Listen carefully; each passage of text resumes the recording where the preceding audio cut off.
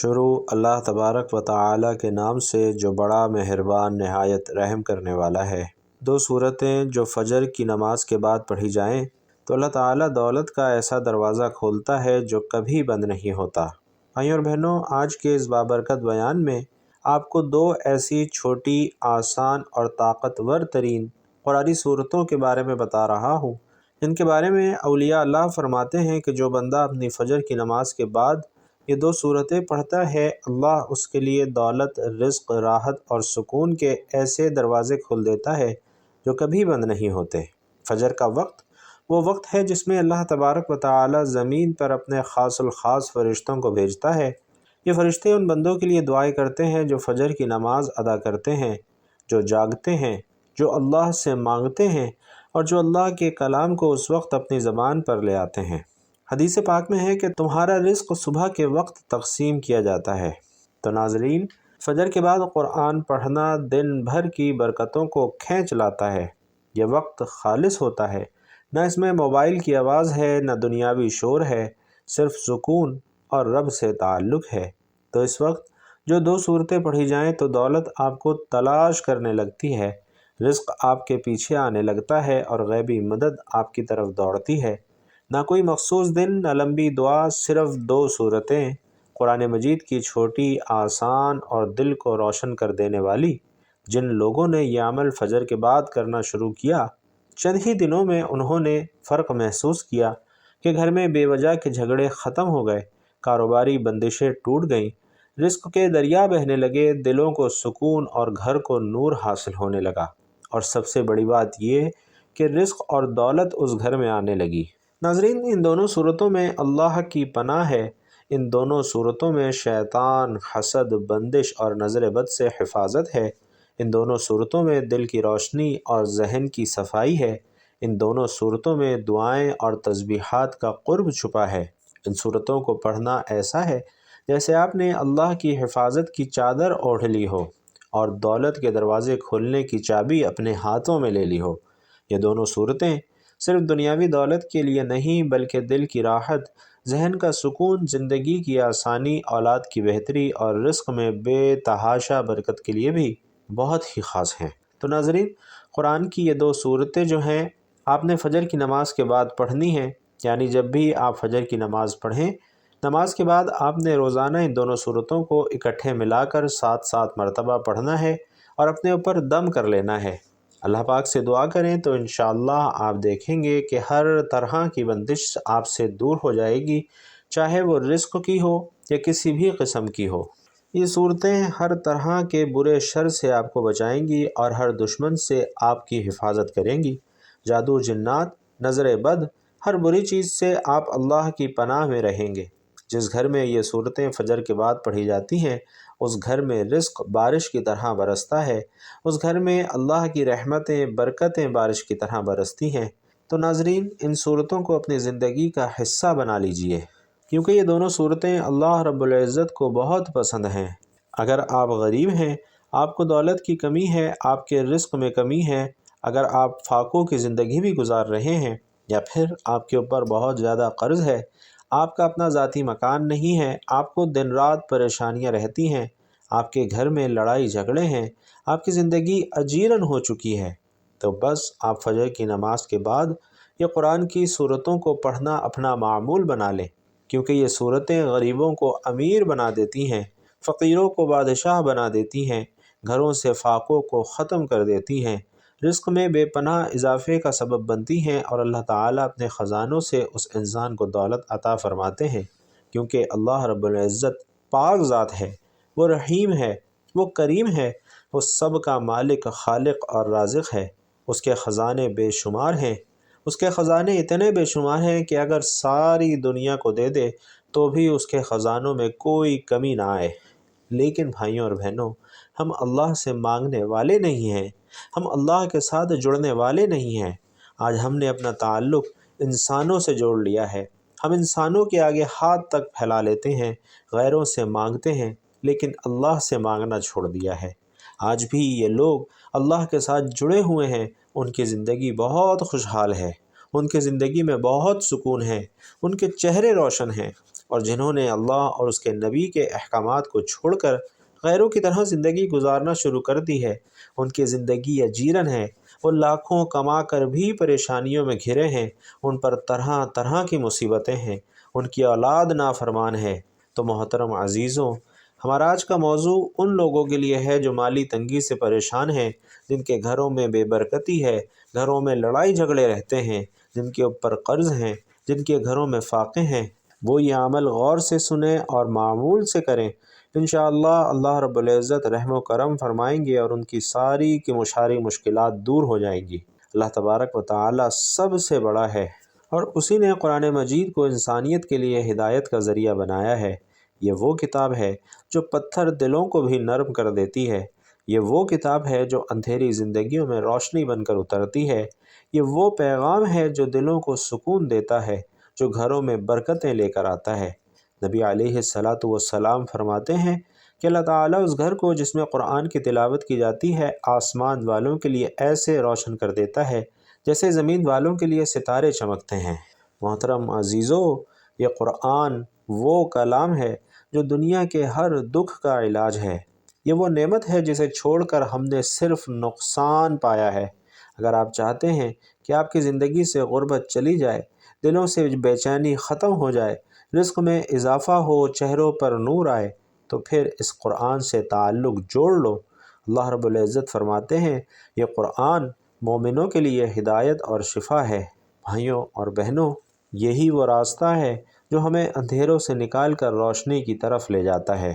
پیارے آقا صلی اللہ علیہ وسلم فرما رہے ہیں کہ جو شخص قرآن پڑھتا ہے اور اس پر عمل کرتا ہے، اس کے ماں باپ کو قیامت کے دن ایسا تاج پہنایا جائے گا جس کی روشنی سورج کی روشنی سے زیادہ روشن ہوگی۔ اللہ تعالیٰ کا کلام دلوں کا سکون ہے، روح کی غذا ہے، زندگی کی برکت ہے۔ اگر ہم نے اس سے رشتہ جوڑ لیا تو یقین مانیے پھر کسی چیز کی کمی نہیں رہے گی، اور اگر ہم نے اس سے منہ موڑ لیا تو پھر ہر چیز میں کمی رہ جائے گی۔ آج ہم نے قرآن مجید کو طاقوں کی زینت بنا دیا ہے، ہم خالی اسے چوم کر رکھ دیتے ہیں۔ محترم بھائیوں اور بہنوں، آپ لوگوں نے قرآن کے ساتھ محبت کرنی ہے، اسے اپنے دل سے لگا کر پڑھنا ہے اور اس پر عمل کرنا ہے۔ پھر اس کی جو طاقت ہے، اس کی جو رحمتیں اور برکتیں ہیں، اللہ کے کلام میں جو شفا ہے، جب وہ آپ کی زندگی میں اترے گی تو پھر نہ کوئی جادو اثر کرے گا، نہ کوئی شیطانی چیز آپ کو چھو سکے گی، نہ کسی جھوٹے پیر فقیر کے در پر جانا پڑے گا۔ پھر آپ کو کسی انسان کے سامنے ہاتھ پھیلانے کی ضرورت نہیں رہے گی، آپ کو رشتوں کے طعنے نہیں سننے پڑیں گے، آپ انشاءاللہ خود مختار ہو جائیں گے۔ پھر آپ کی زبان سے الحمدللہ کے الفاظ نکلیں گے، لیکن شرط صرف یہ ہے کہ آپ یہ عمل یقین سے کیجئے، سمجھ کر پڑھیے اور عمل کیجئے، کیونکہ اللہ کا کلام بے مقصد نہیں اترا۔ یہ زندگی کا دستور ہے، یہ نجات کا راستہ ہے، یہ روشنی ہے، یہ وہ کلام ہے جو آپ کے ٹوٹے ہوئے دلوں کو جوڑ سکتا ہے اور آپ کے بکھرے ہوئے معاملات کو سنوار سکتا ہے، آپ کی زندگی کے بادلوں کو ہٹا کر روشنی کی کرن بن سکتا ہے۔ لیکن ہم نے اس کو صرف حفاظت کے لیے رکھا ہوا ہے، اس کی تلاوت چھوڑ دی ہے، اسے پڑھنا چھوڑ دیا ہے، اس پر عمل کرنا بھول چکے ہیں۔ اللہ رب العزت نے قرآن میں فرمایا ہے کہ اگر یہ قرآن کسی پہاڑ پر نازل کرتے تو دیکھتا کہ وہ اللہ کے خوف سے پھٹ جاتا۔ یہ کوئی معمولی بات نہیں ہے، یہ وہ کلام ہے جو دلوں کو بدل دیتا ہے، جو راستے دکھاتا ہے، جو زندگی کے اندھیروں میں چراغ بن جاتا ہے۔ لیکن ہم نے اپنی پریشانیوں کا حل غیر اللہ سے لینا شروع کر دیا ہے، جبکہ اللہ نے فرمایا کہ اے لوگوں، تمہارے رب کی طرف سے نصیحت آ چکی، اور دلوں کو شفا بھی قرآن کے ساتھ جڑنے والے کبھی ناکام نہیں ہوتے۔ ان کی زندگی میں سکون ہوتا ہے، ان کے گھروں میں برکت ہوتی ہے، ان کے بچوں میں ادب اور اطاعت ہوتی ہے، ان کے رزق میں وسعت ہوتی ہے، ان کی دعائیں قبول ہوتی ہیں، ان کے چہرے پر نور ہوتے ہیں، ان کے اندر ایسی روحانی طاقت ہوتی ہے جو دنیا کے بڑے سے بڑے حالات کو سہ جاتی ہے۔ نبی علیہ السلام فرماتے ہیں کہ تم میں سب سے بہتر وہ ہے جو قرآن سیکھے اور دوسروں کو سکھائے۔ بھائیوں اور بہنوں، قرآن زندگی کا وہ راستہ ہے جو بندے کو اللہ سے جوڑتا ہے، انسان کو بے سہارگی سے نکال کر سہارا دیتا ہے، انسان کو معاشرے کے طعنوں اور تنگیوں سے نکال کر عزت عطا کرتا ہے، لیکن بھائیوں اور بہنوں اس کے لیے شرط یہی ہے کہ ہم اسے اپنا رہنما بنائیں۔ بھائیوں اور بہنوں، جو شخص قرآن کو اپنا رہنما بنا لیتا ہے، پھر اس کی رہنمائی کے لیے فرشتے اترتے ہیں، اس کی دعاؤں میں اثر آ جاتا ہے، اس کے ہر کلمے میں برکت آتی ہے، اس کے ہاتھ میں اللہ کی مدد ہوتی ہے، اس کے راستے اللہ آسان کر دیتا ہے، اس کے دشمن ناکام ہو جاتے ہیں اور اس پر اللہ کی رحمتوں کا نزول ہوتا ہے۔ لیکن عزیزوں، جو قرآن سے منہ موڑ لے، اللہ اس پر دنیا تنگ کر دیتا ہے، جیسا کہ فرمایا کہ جو میرے ذکر سے منہ موڑے گا اس کی زندگی تنگ کر دی جائے گی۔ بھائیوں اور بہنوں، ہم نے اپنے گھروں میں ہر طرح کے طریقے اپنائے لیکن سکون نہ پایا، حالانکہ قرآن وہ چیز ہے جو خود اللہ نے رحمت قرار دی ہے، اور اس کا پڑھنا ہی دعا ہے، اس کا پڑھنا ہی وظیفہ ہے، اس کا پڑھنا ہی شفا ہے، اور اس کو سمجھ کر پڑھنا بندے کو اللہ کے قریب کر دیتا ہے۔ اللہ تعالیٰ فرماتے ہیں کہ یہ قرآن ایک بابرکت کتاب ہے جسے ہم نے آپ کی طرف نازل کیا تاکہ لوگ اس کی آیات پر غور کریں اور عقل مند لوگ نصیحت حاصل کریں۔ ہم نے قرآن کو چھوڑ کر دنیا کے فانی سہاروں کو اپنا سہارا بنا لیا ہے۔ ہم نے قرآن سے دور ہو کر جاہلوں کی باتوں پر یقین کر لیا ہے۔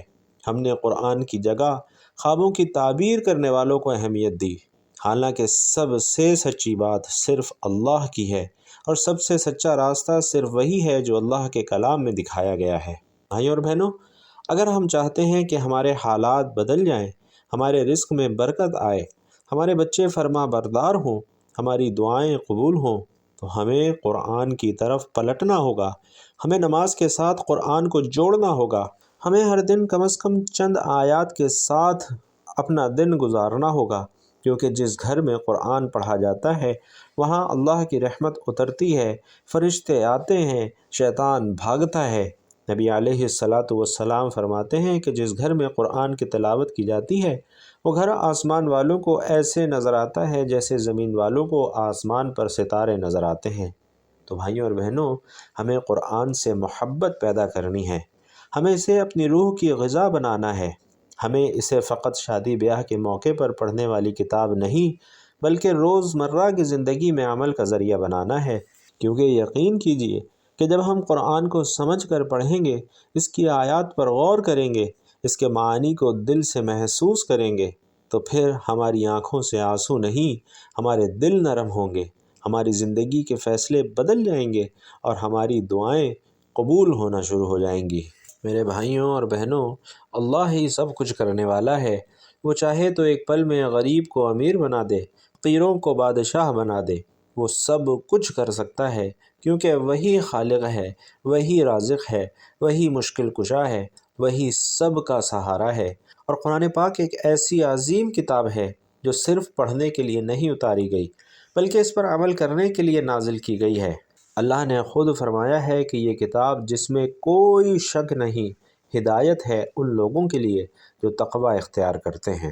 جو شخص قرآن سے محبت کرتا ہے وہ دراصل اللہ سے محبت کرتا ہے۔ جو شخص قرآن کو اپناتا ہے وہ اللہ کے قریب ہو جاتا ہے، اور جو اللہ کے قریب ہو جاتا ہے پھر اس پر کوئی جادو جنات اثر نہیں کرتے، پھر اسے کسی جھوٹے پیر فقیر کے در پر نہیں جانا پڑتا، پھر وہ اپنے رب سے مانگتا ہے اور رب اسے وہ سب کچھ عطا کرتا ہے جو اس کی سوچ سے بھی باہر ہوتا ہے۔ لیکن ناظرین، شرط صرف ایک ہے کہ اس پر پورے یقین کے ساتھ عمل کیا جائے۔ آج ہم جس وقت کی بات کر رہے ہیں وہ دن کا وہ عظیم وقت ہے جس کی قسم خود اللہ نے قرآن میں کھائی، اور وہ وقت ہے فجر کا وقت۔ یہ وہ گھڑیاں ہیں جب اللہ کے خزانے رحمت کے دروازے کھولے جاتے ہیں۔